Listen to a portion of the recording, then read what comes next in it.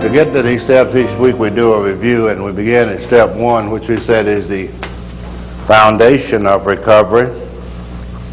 And I always, think how blessed we are to have the opportunity of the first step. Not to just to have it happen to us, because none of us set out to become powerless over alcohol, but to have the opportunity to know that we're alcoholics. And as we compare ourselves to the many people who will never realize they're alcoholics. As we say that once we have a problem, we don't really understand the exact nature of it. For a period of time we go through this. And we're fortunate that we come to Alcoholics Anonymous, and it's in Alcoholics Anonymous that we can find what is the problem. And we find out, as we looked at the first part of the book, our problem was twofold. We had a physical allergy coupled with a mental obsession. And these two things make us powerless over alcohol. This is the first step of recovery. As we look at this, Dr. Silkworth talks about the physical allergy, and he says this: that we have an abnormal reaction to alcohol. That once the alcoholic takes a drink of alcohol, any alcohol whatsoever into his system, something occurs, that doesn't occur in the average temperate drinker. And once an alcoholic takes a drink, he experiences a phenomenon of craving, a craving that is beyond the control of the mind, and that's a very, that's really important. I don't think we look at sometimes. Many times we say, I'm going to take a drink, but I'm going to control it with my mind. I'm going to just take 2 and stop. There's 2 things you're going to do if you got a drink. You got to start and you got to stop. Starting is easy. See, and both of these things have to be done with the mind. See, you start with the mind, and you have to stop with the mind. But in the case of an alcoholic, something happens in between those 2 drinks. In between those 2 drinks, we develop a phenomenon of craving. And it's a physical thing, and it's beyond the control of the mind. So in this case, because of the physical allergy, every time we drink, we trigger a phenomenon of craving, so we can't drink safely. And because of the mental obsession, then we can't really say quit drinking. We can quit, but this obsession will make us start over again. So these 2 things makes us powerless over alcohol. Then it comes to the second step. If the problem is powerless, the solution is power. And it's the second step is come to believe that a power greater than ourselves can restore us to sanity, can remove the obsession. And then we believe this is the solution to the problem.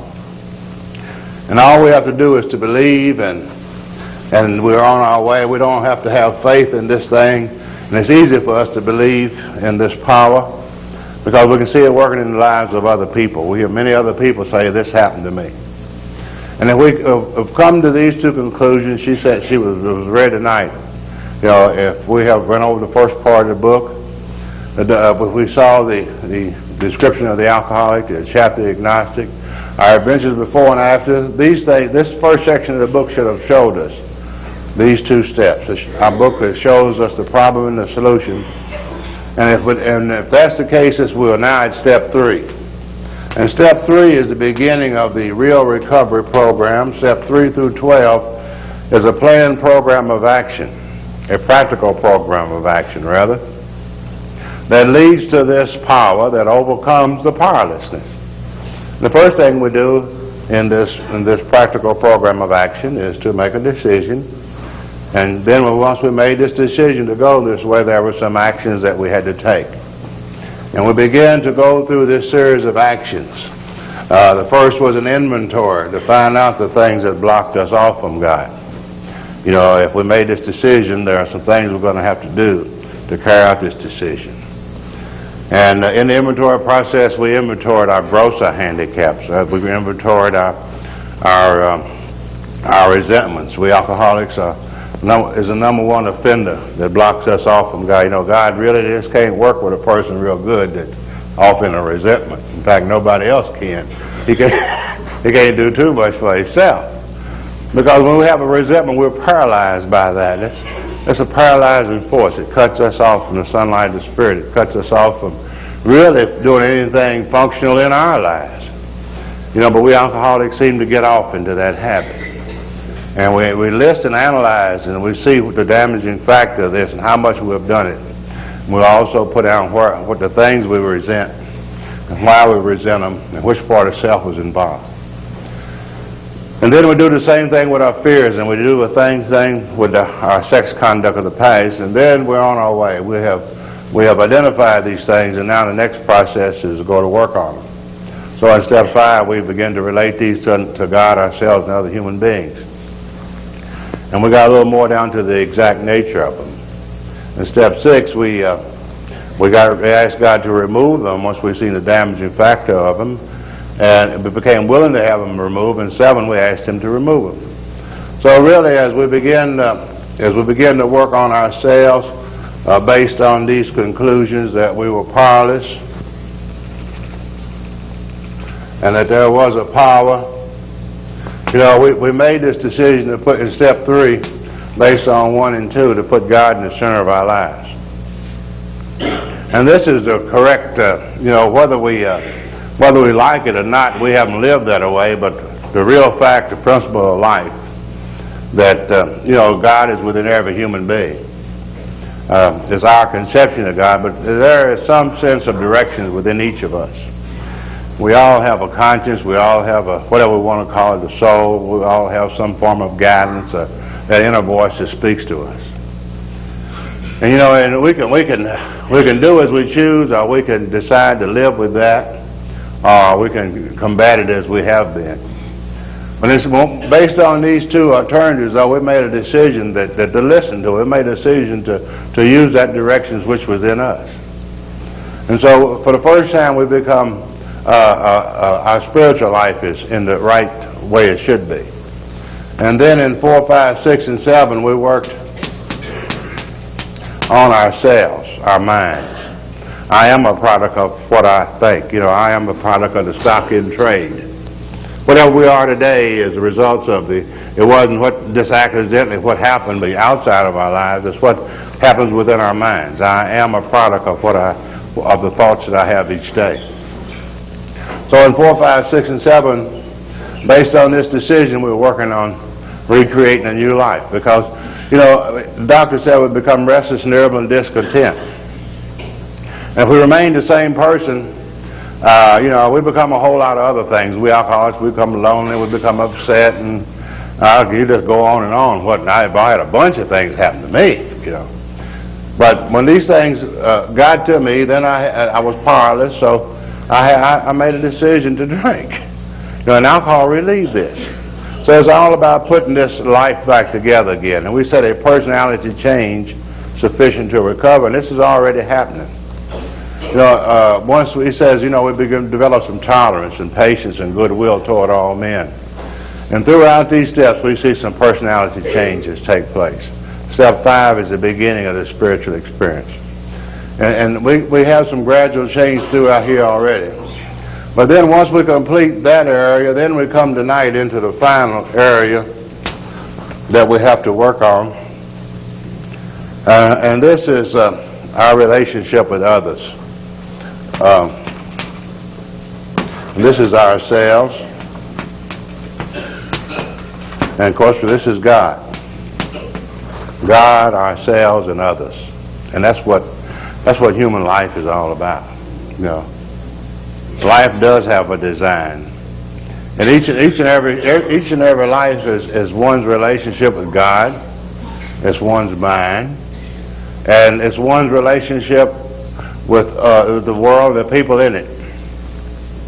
Now, there are 3 dimensions of human life, and I never could get my life in order, and I had in fact, I didn't know what I was doing. I didn't know much about it. But I worked on what was obvious. This outer circle, we don't know why we talk about steps 8 and 9, because we alcoholics are expert in that area. Because that's the only area we live in. You know what I mean? That's the only area we live in. We haven't ever looked and never thought about our spiritual life. You know, we never grew up at all. And this is why we had to come as a child. That's what the big book says, come as a child, because we are children there. We have never did any growing there. You know? Now, if you don't grow up in here, you know, you haven't built your house on a firm foundation. And you're going to have problems in your mind. You have problems relating to people. You know, that was my earlier idea. I had problems mixing and talking to people. I was shy and I was afraid of people. And I was always comparing, like Clancy said, I compared my insides with their outsides, you know. And so quite naturally, I was so I went and put alcohol in there, and alcohol become a power greater than myself. And I found out when I put alcohol in here, I felt good here, and I could talk to people good. God, you know. And finally, you know, alcohol didn't work. It finally started coming in here, getting in my mind, and then it started getting out here, getting in my outside circle. In fact, it took over the whole thing. And then I tried to start putting the circle back together again, and it was like Humpty Dumpty on the wall. You know, he had a great fall, and I couldn't try to get Humpty Dumpty back together again, and I had a lot of problems. And this outside circle is made up of, when we say physical, and our sociological circle, it's made up of everything. It's, you know, it's made up of the job, the wife, the car, the money, bank account, you know, the clothes, the automobile. All these things are in our physiological world. I mean, it's not only our physical bodies, but the other people and the world in which we live. And for many, many years, I tried to, after the thing got in a mess, I tried to straighten up that circle. And of course, a lot of some people said, you need to straighten this up first. You know, but Alcoholics Anonymous, we say this is an inside job. We're going to work from the inside out. Because it don't do much good to straighten this circle up unless you build it on something firm. So tonight we're talking about really going to do this for the first time. And when I had problems, the first time I tried to do this before I come to the program, before I did these other things, I always tried to straighten this circle up. You know, I would get my job back and the wife would be gone. I'd have the car, but the wife would be gone. And I'd get the wife back and the job would be gone. And I have the car. Next thing I'll get the wife and the job and the car would be gone. You know what I mean? You know, I never could get, and then some idiots say, you ain't trying. Yeah. Hell, I tried like hell. It's a job, you know, all those things. But then, you know, in this program, once we get to work from the inside out, and that's what the program's all about, you know. Once we get our spiritual life together, we can develop our mind, we can build our minds together. We can get rid of some of those old things, those old forces that's dominating our lives. And slowly we'll build this. Now tonight we're going back to do this outside circle. And step 8 says we've made a list of the people we have harmed. And it says we should have did this when we took step 4, and we did, I think. You know, I had a lot of the people on my list, and as we go through our resentments, and we do our resentments the way the big book outlines it. You know, we actually will see a lot of the same people on our resentment list that will be on the people that we owe amends, because we set the ball rolling. You know, I have one that I always like to share that we think it's legal to resent your mother-in-law. You know, I had one of those, you know. We played that joke, but this was a fine lady. And I remember the years of sickness, I could just churn this over in my mind and how it used to make me mad. And as I inventoried that, and as I went across what she'd done, I put a name down, and I put the cause down, and then I traced the cause to what part of self did she affect? Well, it was very obvious. She had interfered with my personal relationships. You know what I mean? She had interfered with my self-esteem. You know what I mean? She had interfered with my prestige, everything. She had interfered with with my security, my financial security, and my emotional security. She interfered with my sex life. Every part of self this woman has struck. And for many years now, I had resented the hell out of her. And I mean, I just loved to set up and play that over. You know what I mean? And say, I'm going to do this. And you know how we do plan. You know, never do it. Just plan what we're going to do. Never works out that way. And think about the many hours I squandered in my life. Okay. And I could always see, by playing it over, I was always able to resent her. And all those many years I had completely excused myself.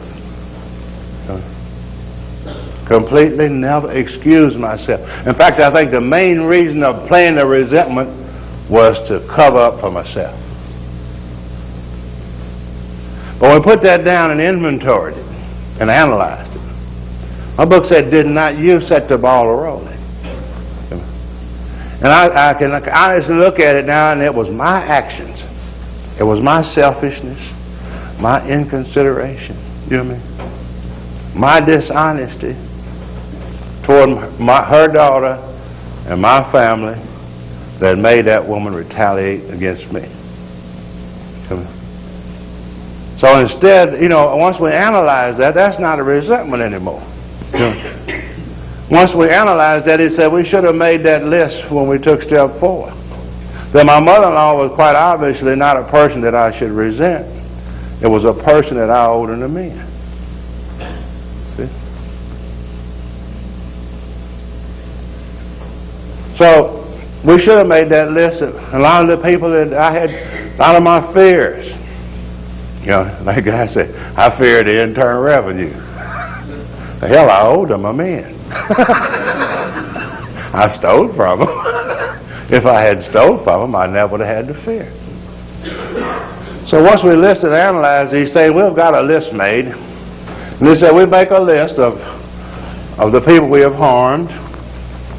And if we don't do this, if we don't do this step, you know, our book says, remember, we promise that we're going to any length. And if we don't, you know, this is a total program. There's no way you can do 2/3 of the steps. It's a total process. You know, there's no way you can say, like people say, well, I got drunk. What happened? Which step did I miss? I said, well, you must have missed all 12 of them. I mean, you can't take one out that you missed. You missed the whole thing, you know. So the rest of the work, all the work, I don't care how much work we did and how good, all of it would be wasted if we didn't do 8 and 9. See, because if we didn't clean up the wreckage of the past, if we don't go out and clear up these things at step 8 and 9, then they're going to back up into the mind. We're going to have guilt and remorse and shame. We're going to be looking over our shoulder. We're going to have fears. These things are going to creep back in the mind. They're going to cut us off in the sunlight and the spirit, and we're going to drink again. So, you know, you got to do all the program. So now, we go out, and he says, we got this list. We made it when we took step 4. And we can look around our lives, and we can see if anyone else that we harmed for any other reason. We can add this. We can get those names off of the inventory sheet. The people that we set the ball rolling, we can see those. If we have any other people that were made harm in any other way, we can add them on the list. And the key thing is the first step, and a lot of people have problems with this step. And I think the biggest problem with step 8 is step 9. And there are 2 steps. You know, there are 2 steps, and this is why they have step 8 and 9.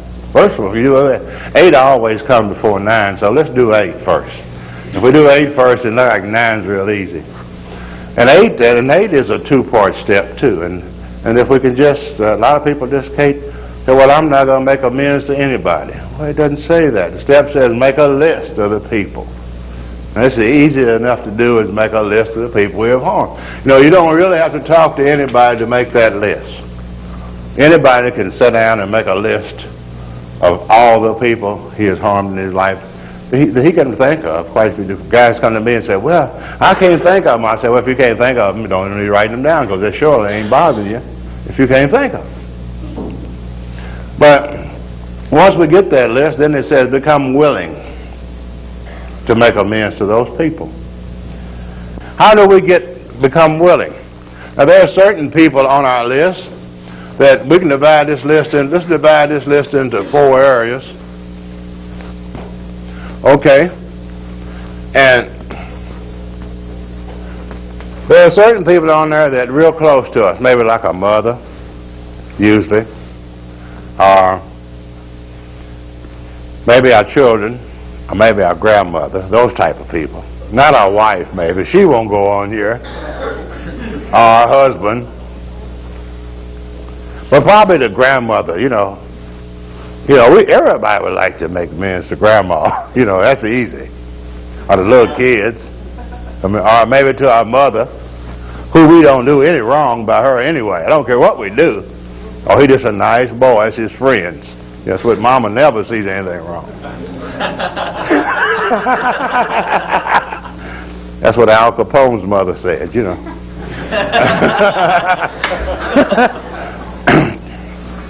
Now, so it's easy to go to those people, and there's no problem in making amends to them. And what's wrong with it? So we'd go to them right now. So let's put now up here. And let's put all those people on this list that we're ready to go to right now. The easy ones, right? There's nothing wrong with working up to these things. There's some other people, remember we got the list made out, there's some other people that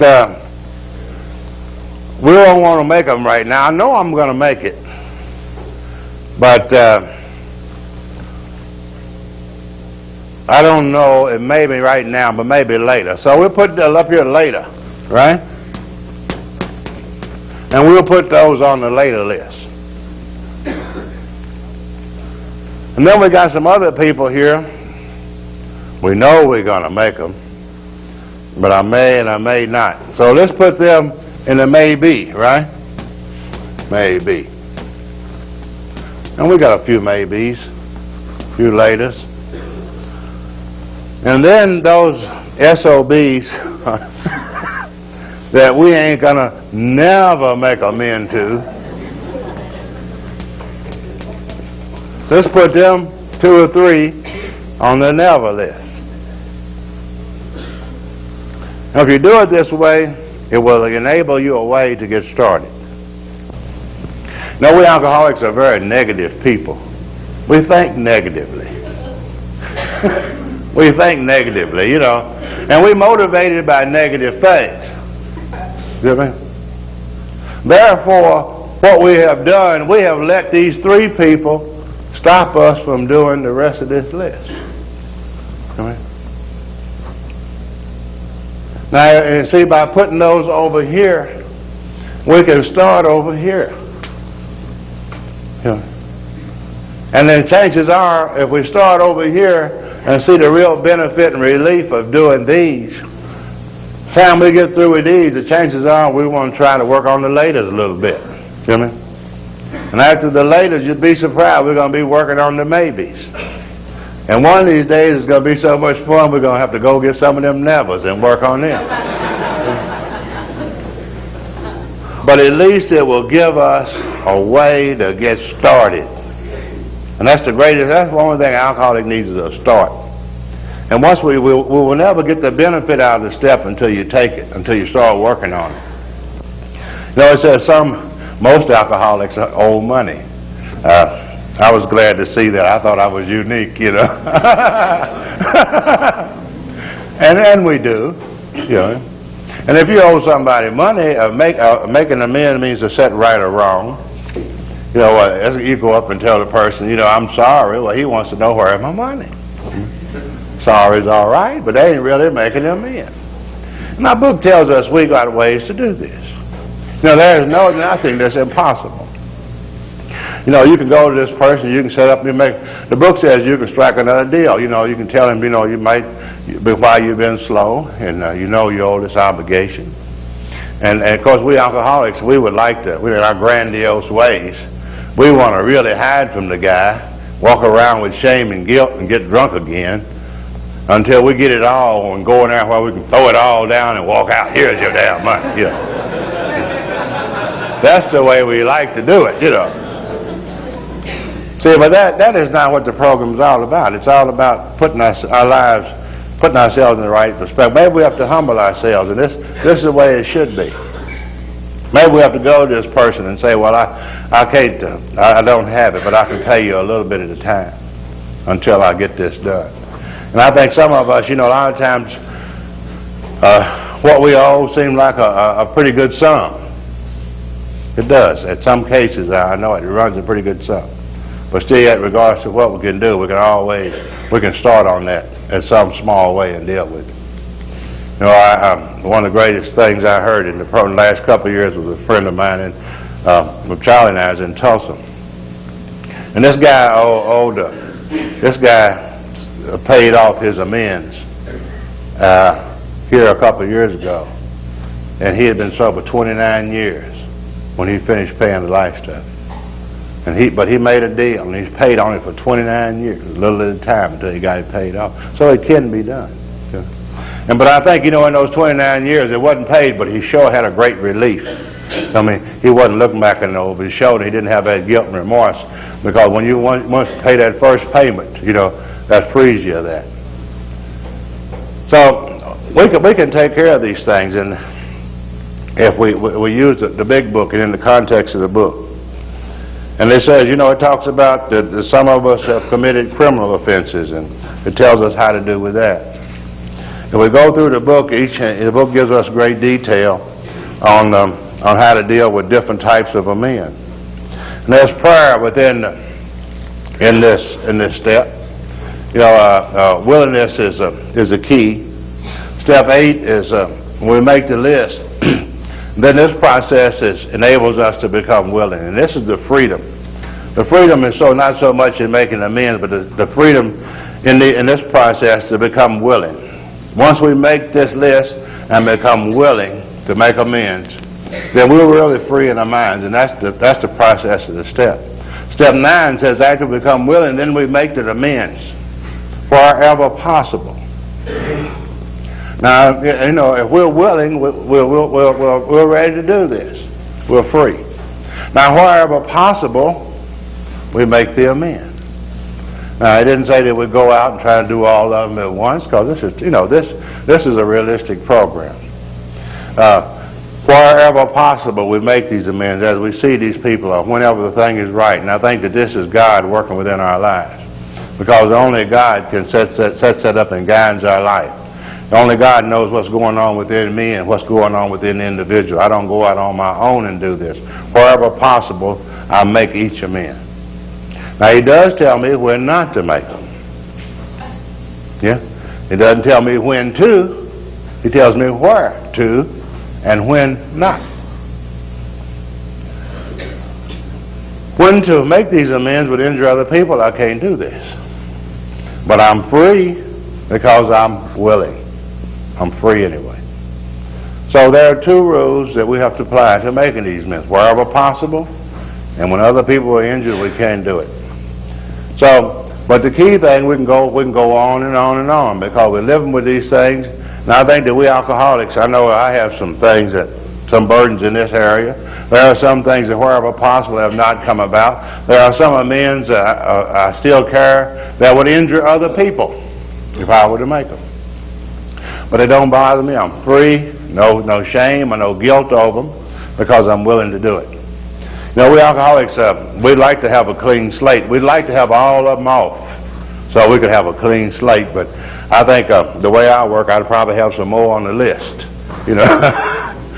So I think, you know, the pain or maybe of carrying these things, it helps me remember. And I think one of the most important things on the face of this earth tonight is people. I mean, you know, one time in my life I said, if I didn't feel like that, I used to feel, man, if they get rid of these damn people, I'd be all right. People wasn't my problem. But I think somewhere in our lives, we live with people, living with each other, and this is a fantastic part of living and getting along with people. With all their problems, with our problems too, as individuals. But the great thrill that we can live on the face of this earth with people. And the more people we have in our lives, the better our lives are, the more successful we are, the more people we have in our lives. You know, alcoholics don't have a lot of people in their lives. They really don't. I remember, in my particular case, I was sitting out here in the state hospital almost 25 years ago, and there wasn't no crowd there to see me, really. I never did, you know.